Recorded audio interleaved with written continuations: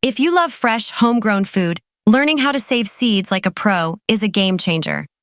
Have you ever wondered how some gardeners manage to grow the same amazing plants year after year without ever buying seeds from a store? If so, you're in for a treat. I'll be honest. I've tried saving seeds myself. Once, I even kept seeds from my best tomato, thinking I was onto something big. Spoiler alert, I lost track of where I put them, and by the time I found them a year later, I'd already bought new seeds. If only I had known the methods the Amish have been using for generations. For the Amish, seed saving isn't just a casual hobby, it's a way of life. They've mastered the art of selecting, drying, and storing seeds, passing this knowledge down like a family heirloom. While many of us are stuck buying new seeds every spring, and half the time, those don't even sprout properly because they've been sitting on a shelf for too long, the Amish ensure they have reliable seeds for each growing season. The truth is, saving seeds isn't as complicated as it seems. Take tomatoes, for example. The Amish approach is surprisingly simple. They start by selecting a perfectly ripe tomato from their healthiest plant. Then, they scoop out the seeds and place them in a bowl of water to sit for a few days. Now, this might sound strange, letting seeds sit in water, but it's a brilliant trick. This process allows the seeds to ferment, breaking down the slimy coating around each one. That coating is there to prevent the seeds from sprouting prematurely, but it's no longer needed once the seeds are saved. The fermentation also boosts germination rates, meaning the seeds are more likely to sprout when planted. While scientists have confirmed this, the Amish have known it works for centuries. That's not to say the Amish never face challenges like crop failures or seed shortages, but their methods give them a much better chance of success year after year. By selecting seeds only from their strongest plants, they ensure that next year's crops inherit the same robust traits. It's like natural selection, but with the Amish carefully guiding the process. And it's not just tomatoes. The Amish use these principles for a wide range of crops, building a resilient and self-sufficient agricultural system. Seed saving isn't just practical, it's an act of preserving tradition, sustainability, and self-reliance. If they can do it, so can you. Seed saving is a skill that extends beyond just tomatoes. It works for beans, squash, cucumbers, and more. While the techniques may differ slightly depending on the plant, the principle remains consistent. Select the best fruits, dry the seeds thoroughly, and store them carefully to keep them viable for years. If you're ready to master seed saving, the first crucial step is knowing which seeds are worth preserving. The Amish are experts at this. They don't randomly choose fruits for seeds.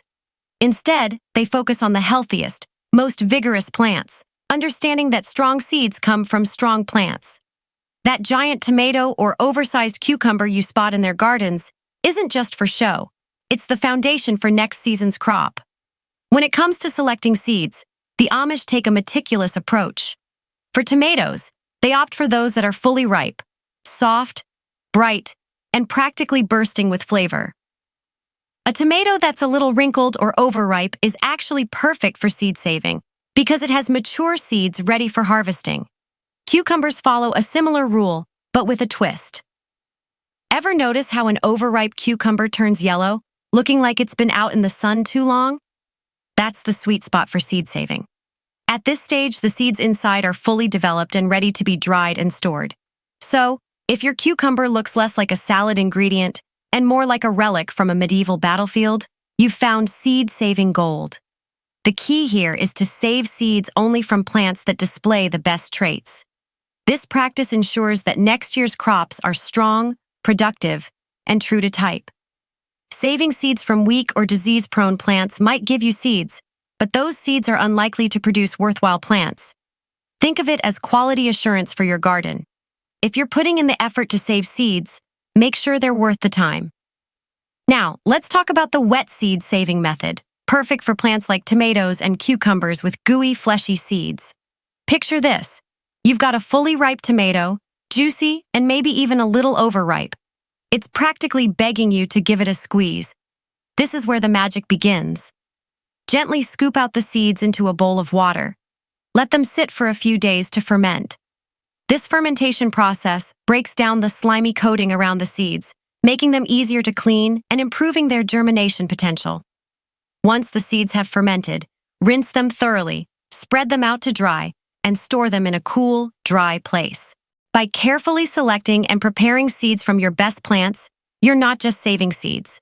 You're preserving the potential for thriving gardens for years to come. It's a time-tested tradition, and with a little practice, you'll be saving seeds like a pro. This time, we're not making sauce. We're harvesting seeds. To start, scoop out all the slimy, seed-filled pulp from your ripe tomatoes and place it in a jar or bowl. This isn't a simple rinse and dry situation, though. For your seeds to grow into strong, healthy plants, they'll need a short fermentation process. Tomato seeds come coated in a sticky gel that nature designed to keep them from sprouting prematurely. To remove this coating, you'll need to let the seeds and pulp ferment. After scooping them into a container, cover it loosely and let it sit for 3 to 4 days. During this time, fermentation will work its magic. Be warned, this process can get a bit smelly, especially in the summer. If you'd rather not explain odd odors to your family, consider keeping your fermentation experiment in the garage or on a back porch. The fermentation process is key. It breaks down the gel surrounding the seeds, allowing the viable ones to settle at the bottom of the container. You might notice a thin layer of mold forming on the surface, which is completely normal. It may look unappetizing, but it's all part of the process. After a few days, carefully pour off the liquid and any debris floating on top. Give the seeds a good rinse using a strainer, then spread them out on a paper towel or coffee filter to dry thoroughly. Now, let's talk cucumbers. Although they might seem more straightforward, cucumbers require just as much attention when saving seeds. Start by letting your cucumber sit until it's way past its prime. Think oversized, yellowed, and looking like it's ready to retire. Split it open and scoop out the seeds along with the surrounding pulp. Just like with tomatoes, place the cucumber seeds and gel in a jar with some water. Let them sit for a few days to ferment, which will separate the mature seeds from the rest. After the fermentation is complete, rinse the seeds well, then spread them out to dry on a flat surface. Whether you're saving seeds from tomatoes or cucumbers, the key is patience and proper care. These steps ensure you'll have a collection of strong, viable seeds ready to grow into thriving plants next season. Allow the seeds to ferment, but try not to take a deep breath near the jar. It can get a bit pungent. After a few days, rinse the seeds thoroughly and spread them out on a paper towel to dry completely. Here's the key. Make sure they're completely dry before storing them. Trust me, I've learned the hard way that mostly dry isn't good enough. Any lingering moisture can lead to mold faster than you'd expect, ruining all your hard work. To ensure your seeds are moisture-free, let them sit in a dry, well-ventilated area for several days. Once you're confident they're bone-dry, it's time to store them. Place the seeds in a labeled paper envelope or a small glass jar, clearly marked with their type for easy identification come planting season. For best results, store them in a cool, dark place, like a closet or pantry, to keep them safe from heat and humidity. If you're looking for a simpler method without the slimy mess, the dry seed-saving method is a great alternative. This approach works perfectly for hardy crops like beans, peas, and corn, which require minimal effort. Unlike tomatoes, these plants do most of the work for you by drying right on the vine.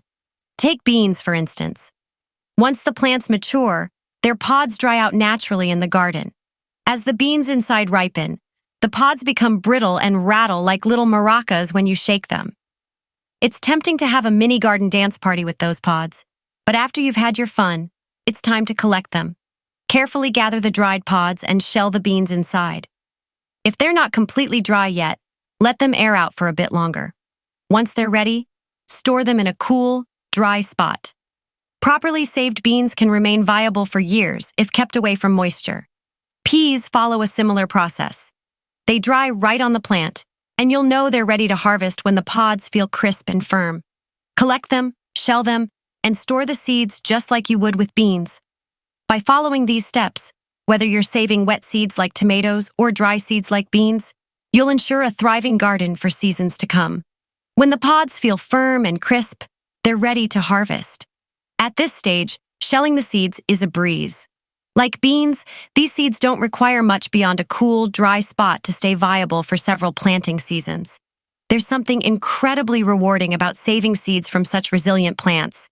No special techniques, just patience as nature takes its course. The container you choose is just as important. Glass jars with airtight lids are a top choice because they're durable and protect seeds from moisture, one of the biggest threats to seed viability. Paper packets can also work if stored in a sealed container. For extra protection, consider adding a silica gel packet to absorb any residual moisture. It's a small but effective step to ensure your seeds stay dry and viable. Some people opt for refrigeration or freezing to extend seed life, which is a valid option but requires commitment. Freezing seeds can keep them viable for many years, but once frozen, they should remain frozen. Thawing and refreezing can reduce their ability to sprout, so this method is best for long-term storage. Finally, don't skip labeling. Use a marker to clearly write the seed type and the year they were saved on your jars or envelopes. Even if you're confident you'll remember, trust me, future you will thank you for the clarity when it's time to plant again. With these steps, you'll have a reliable supply of seeds to keep your garden thriving year after year. I once saved some mystery seeds, convinced they were sunflowers. Imagine my surprise when they turned out to be corn. I ended up with a patch of corn sprouting right in the middle of my flower bed. It's a funny story now, but it highlights the importance of labeling seeds. There's a sense of security in having your own seed stash, ready to face whatever challenges the next growing season may bring. Whether it's a wet spring, a late frost, or even a seed shortage. It's like having a pantry stocked for winter. But instead of food, you're preparing for an entire season of growth. By saving and storing seeds properly, you're not just ensuring future harvests, you're cultivating a sense of self-reliance. This concept is something the Amish have mastered. They've been saving seeds for generations, fostering independence and resilience in the face of nature's unpredictability. You might even find yourself feeling a little more prepared to face whatever gardening challenges lie ahead. But seed saving isn't just about individual success. For the Amish, the true magic happens in their communities, where seeds are shared and swapped freely. They've long understood that preserving seeds isn't just for personal benefit. It's about supporting the entire community. By sharing seeds among family, friends, and neighbors, they create a safety net. If one person's crops fail, they can rely on others to provide seeds to try again. It's like a seed-based insurance policy, but instead of annual premiums, they exchange seeds. Someone might trade their best squash seeds for another's prized tomatoes, building a diverse collection of hardy crops perfectly suited to their local environment. While many of us guard our favorite streaming passwords as if they're our lifelines, the Amish take a more collaborative approach, sharing the future of their gardens. There's something special about exchanging seeds with others, rather than relying solely on what's available in stores. The best part? You don't have to live in a rural area or be part of a traditional farming community to join in on this tradition. Seed swapping is accessible to anyone. Local gardening clubs, online groups, and even libraries often host seed swapping events. These gatherings allow gardeners to bring their saved seeds and trade them for new varieties, offering access to plants that might not be available commercially. Through seed swapping, you're not just gaining access to unique seeds. You're building connections, learning from other gardeners, and fostering a sense of community. It's a simple but powerful way to embrace a practice that has sustained gardeners for generations while preparing for a thriving garden of your own. Swapping seeds isn't just about expanding your garden. It's a doorway to meeting fellow gardening enthusiasts who share their experiences and insights. It's like being part of a club where everyone's joyfully obsessed with plants, and it's contagious in the best way. But there's an even greater benefit to seed swapping. It preserves heirloom varieties that might otherwise vanish. These seeds, often handed down through generations, carry unique flavors, textures, and resistance to local pests that make them invaluable. Without swapping, these heirlooms might fade away, replaced by the generic seeds that dominate store shelves. Imagine losing the deep, rich taste of a purple tomato or the crisp crunch of a thick-skinned cucumber, all because the seeds weren't shared enough. By participating in swaps, you're not just adding diversity to your garden, you're helping keep plant history alive. This year, consider saving extra seeds, not just for yourself, but to trade. Label them carefully and set them aside, knowing they'll find a home in someone else's garden. In return, you'll likely receive seeds with their own story and a little bit of someone else's growing expertise. Before long, your garden might start to feel like a tapestry woven with seeds and stories from friends and neighbors alike. The Amish take seed saving to another level when it comes to keeping varieties pure. Cross-pollination, the mixing of traits from different varieties of the same plant, can happen without careful management. While some hybrid results might be fun, they're often unpredictable. If you're aiming for consistent, high-quality crops, cross-pollination is something to avoid. The Amish approach this with a practical mindset.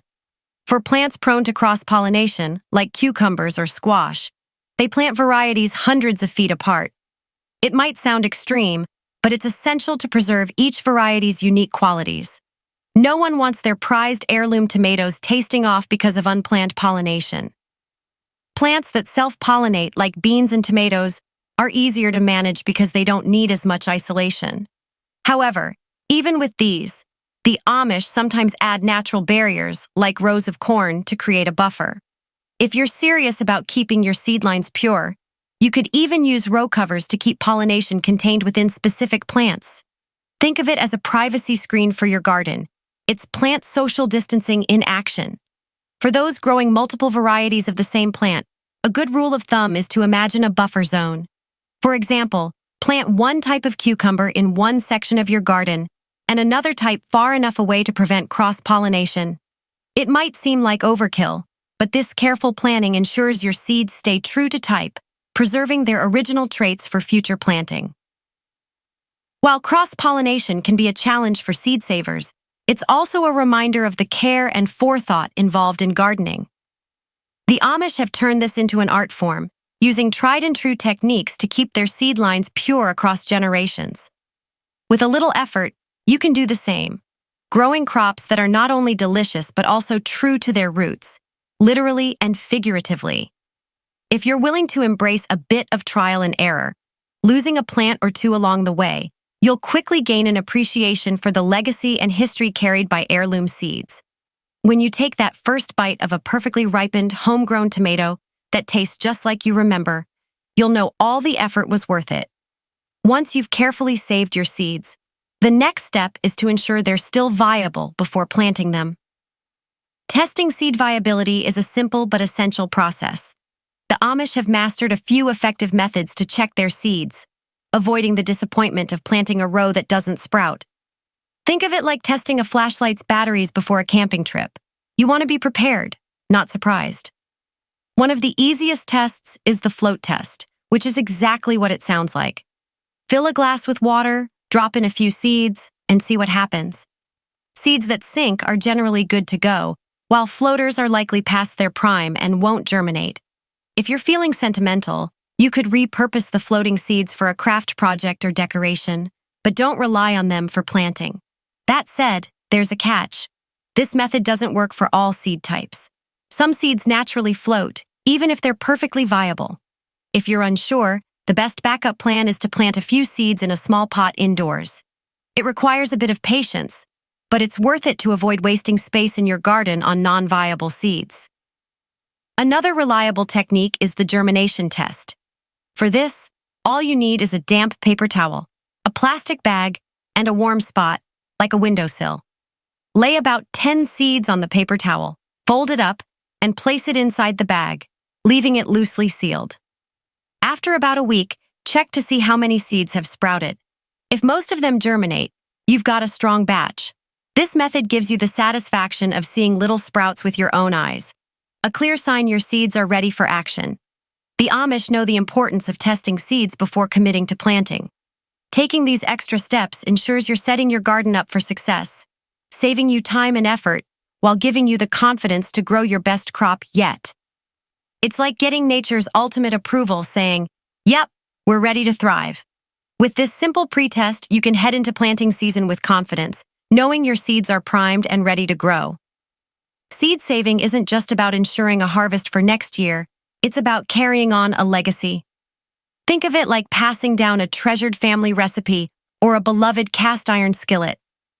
The Amish truly grasp this concept, preserving heirloom varieties and safeguarding techniques that allow each generation to enjoy the same bountiful harvests as the last. Just as some families pass down the secret to a perfect sauce, the Amish pass down seeds that have been nurtured in their communities for decades, sometimes even centuries. Imagine planting beans from seeds that have been handed down for over 100 years. It's like inheriting a living piece of history that you don't just display. You plant it, nurture it, and watch it grow anew. Seed saving is far more than a quaint hobby. It's a commitment to maintaining diversity, flavor, and resilience in our food. Over time, large-scale farming has shifted towards crops that are fast-growing and transport-friendly, often at the cost of taste and robustness. The Amish, along with an increasing number of home gardeners, understand the value of preserving heirloom varieties, crops that never make it to grocery store shelves, but boast unparalleled flavor, hardiness, and uniqueness. By protecting these seeds, families not only keep their personal histories alive, but also contribute to a more diverse and resilient food supply. These seeds remain untouched by cross-pollination or genetic modifications often associated with industrial agriculture. For me, learning these Amish-inspired seed-saving practices has been an eye-opener. It's made me realize that gardening isn't just about this year's harvest. It's about cultivating for the future. Saving seeds isn't just preserving plants. It's creating a living legacy to pass on to future generations. Instead of leaving behind trinkets or dusty keepsakes, seed savers hand down something vibrant and alive. These are traditions that can nourish families for years to come. Imagine the joy of your grandchildren planting seeds that their great-grandparents once saved. It's a profound connection to history and nature. At the same time, there's a simple beauty in it. A seed, when given the right conditions, will continue to grow, season after season. If this hasn't inspired you to try saving seeds, maybe consider it now. It's more than a sustainable gardening practice. It's a way to connect with the earth, save money, and contribute to something much bigger than ourselves. By saving seeds, we're preserving traditions, building resilience, and planting the seeds, quite literally, for a legacy that future generations can cherish.